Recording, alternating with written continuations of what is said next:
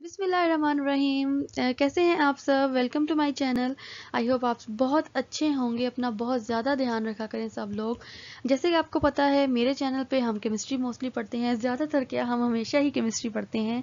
और I hope कि chemistry आपको समझ भी आ रही होगी। साथ साथ लेक्चर लाजमी देखा करें, वीडियो फुल देखा करें, वीडियो स्किप ना किया करें ताकि कोई इंपॉर्टेंट बात आपकी रह ना जाए। एफएससी पार्ट 1 हम पढ़ रहे हैं। चैप्टर 5 आज हम स्टार्ट करेंगे। Chapter 5 is basically based on atom. ये पूरा चैप्टर एटम पे बेस करता है। एटम के सब एटॉमिक पार्टिकल्स को डिस्कवर करेंगे। लाइक आज का जो हमारा टॉपिक है वो है डिस्कवरी ऑफ इलेक्ट्रॉन, और हम उसकी प्रॉपर्टीज पढ़ेंगे। बेसिकली हम इसको डिस्कवरी ऑफ कैथोड रेज भी बोलते हैं। ये है साइंटिस्ट जे जे थॉमसन, जो कि वर्किंग कर रहे हैं कैथोड रेज की प्रोडक्शन में, जिस से इलेक्ट्रॉन प्रोड्यूस किए थे। सबसे पहले जो कैथोड रेज प्रोड्यूस की थी वो इन्होंने ही की थी, and his name is J J Thompson.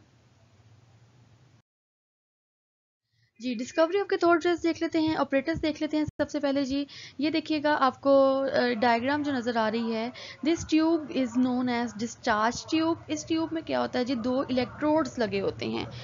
Electrodes, ये जो रॉड्स आपको नजर आ रहे हैं व्हाइट कलर में, ये इलेक्ट्रोड्स हैं बेसिकली, जिन पे चार्ज होता है।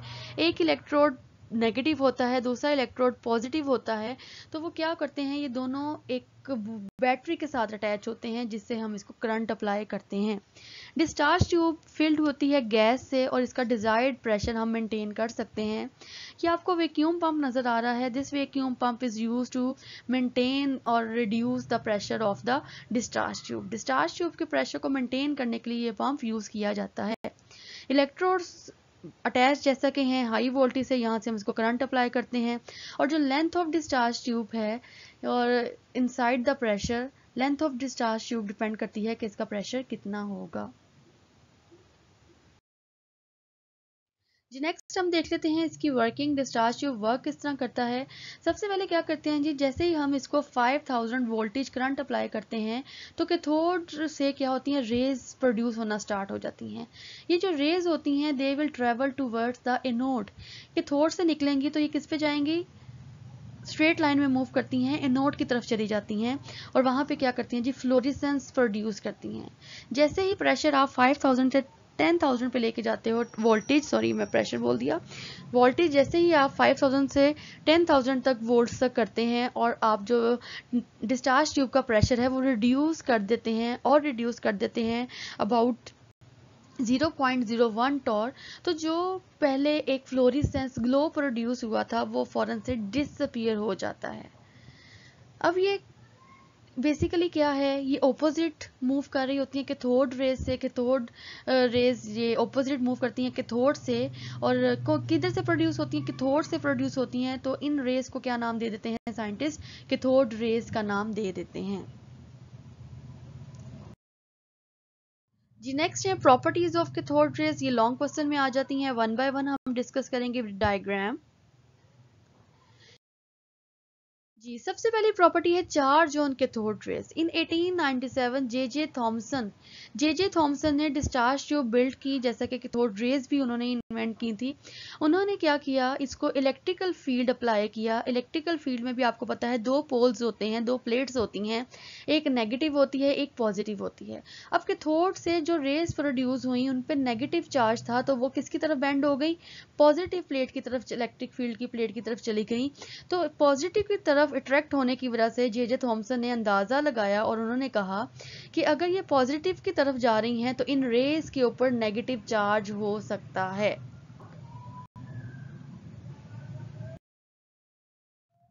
नेक्स्ट है जी, एक साइंटिस्ट थे 1895 में, जे पिरेन, इन्होंने शो किया कि ये मैग्नेटिक फील्ड में भी शो होती हैं। फॉर एग्जांपल, अगर हम इलेक्ट्रिक फील्ड और मैग्नेटिक फील्ड अप्लाई करते हैं तो ये रेस क्या होंगी, नेगेटिव चार्ज होने की वजह से इलेक्ट्रिक फील्ड जब अप्लाई कर रहे थे तो पॉजिटिव की तरफ जा रही थी, और जैसे ही मैग्नेटिक फील्ड अप्लाई की तो वो क्या हुआ जी, poles perpendicular to the line, उन्होंने दोनों पोल्स के परपेंडिकुलर मूव करना स्टार्ट कर दिया। इन केस अगर आप दोनों फील्ड अप्लाई कर देते हैं, इलेक्ट्रिक फील्ड भी अप्लाई कर देते हैं और साथ ही आप मैग्नेटिक फील्ड भी अप्लाई कर देते हैं, तो जो आपके कैथोड से रेज निकल रही हैं ये स्ट्रेट लाइन में मूव करेंगी, क्योंकि इलेक्ट्रिक फील्ड और मैग्नेटिक फील्ड एक दूसरे के इफेक्ट को कैंसिल कर देंगे, they are equal to each other, एक दूसरे के बराबर हो जाएंगे। तो जो आपकी रेज हैं वो स्ट्रेट लाइन में मूव करेंगी, ना कि वो इलेक्ट्रिक की तरफ जाएंगी, ना ही वो मैग्नेटिक की तरफ जाएंगी। Motion along straight line, motion. अब क्या किया जी, साइंटिस्ट ने एक मेटल ऑब्जेक्ट रख दिया in the passage of cathode raise. उन्होंने डिस्चार्ज ट्यूब में एक मेटल का पीस रख दिया, एक ऑब्जेक्ट रख दिया उसके रास्ते में। तो कैथोड रेज क्या थी जी, आपको पता है स्ट्रेट लाइन में मूव करती हैं, तो उन्होंने उस ऑब्जेक्ट का इमेज बना दिया, शेडो बना दिया इन फ्रंट ऑफ देम। तो उन्होंने कहा कि जो आपकी कैथोड रेज हैं they move in straight line, वो जिग जैग में नहीं जाती, वो वेव्स में नहीं जाती, वो स्ट्रेट लाइन में मूव करती हैं। तो इनके रास्ते में जो भी चीज़ आई उसका उन्होंने क्या किया जी, इमेज बना दिया, और जिससे प्रूव हुआ कि जो आपकी कैथोड रेज हैं वो स्ट्रेट लाइन में ट्रेवल करती हैं। Material particle, material particle scientist ने जी डिस्चार्ज ट्यूब में एक व्हील लगा दिया, और कैथोड रेज ने क्या किया विद द फोर्स, जब कैथोड रेज बम्बार्ड हुई, कैथोड रेज प्रोड्यूस हुई, तो इन रेज का आपको पता है मोमेंटम होता है, उस मोमेंटम की वजह से एक फोर्स अप्लाई हुई, मोमेंटम फोर्स, जो कि इस व्हील को उन्होंने रेज ने मूव करवा दिया। जैसे ही व्हील मूव हुआ तो साइंटिस्ट ने प्रूव किया कि जो आपकी कैथोड रेज हैं they are material particle, they have some mass and have some velocity, जिसकी वजह से ये पहिया क्या हुआ है जी, मूव कर गया है। ऐसे नहीं होगा कि कैथोड रेज आएंगे और पहिया बहुत स्पीड से मूव किया, ये स्लोली स्लोली मूव करता जा रहा था। जी नेक्स्ट है कैथोड रेज प्रोड्यूस फ्लोरेसेंस। आपको पहले ही बताया है कि कैथोड जो रेज जब प्रोड्यूस होती हैं, लाइक दो इलेक्ट्रोड्स लगे होते हैं, एक कैथोड होता है एक एनोड होता है, कैथोड रेज कैथोड से निकल रही होती हैं और वो स्ट्रेट लाइन में मूव करती हैं। तो जो इनका फ्लोरेसेंस है it will bit opposite to the cathode, यानी कि कैथोड के सामने वाली वॉल पे इसका क्या होगा जी, इमेज बनेगा। ऑपोजिट मीन एनोड के सामने वाली, एनोड वाली वॉल पे इसका इमेज बनेगा, इसका फ्लोरेसेंस बनेगा। अब ये फ्लोरेसेंस कलर डिपेंड करता है गैस पे, जो आपके पास डिस्चार्ज ट्यूब में गैस है उस पर डिपेंड करेगा कि ग्लो किस तरह का है। फॉर एग्जांपल अगर एल्यूमिना होगा तो ग्लो रेड कलर का होगा, टिन होगा तो ग्लो येलो कलर का होगा। जी नेक्स्ट है प्रोडक्शन ऑफ एक्स रेज। जब कैथोड रेज किसी पार्टिकल पे बम्बार्ड होती हैं तो वो उस पार्टिकल पे स्ट्राइक होने की वजह से क्या करती हैं, एक खास किस्म की रेस प्रोड्यूस करती हैं, और रेस मूव करती हैं इन डिफरेंट डायरेक्शंस। तो साइंटिस्ट ने उन रेस को नाम दिया कि these rays which are built they are X rays. Anti cathode यहाँ पे लिखा हुआ है, एंटी कैथोड का मतलब है this will be anode, targeted material है, इस पे जब बम्बार्डमेंट कराई गई कैथोड रेज की तो इसने क्या किया जी, एक नई रेस प्रोड्यूस की जिसको साइंटिस्ट ने नाम दे दिया कि दीज आर एक्स रेज।